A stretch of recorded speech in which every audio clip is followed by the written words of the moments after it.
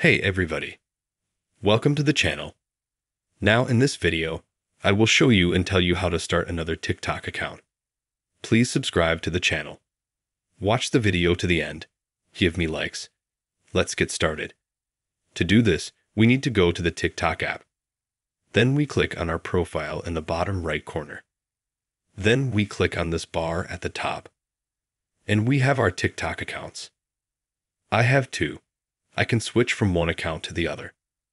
But if you want to make another one, you'll also need to click here at the top, where you'll have an account. Click Add Account. Now this is where you choose what you want to create it through. Google, Facebook, VK, Twitter. If you just click Use Phone or Email. Enter your date of birth here and re-register. If you already have one, you just click Exit. And then you can log into your account here. You click Login.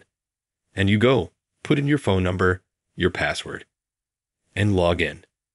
If you helped and liked this video, you can subscribe to the channel. Like it. Thank you all for watching.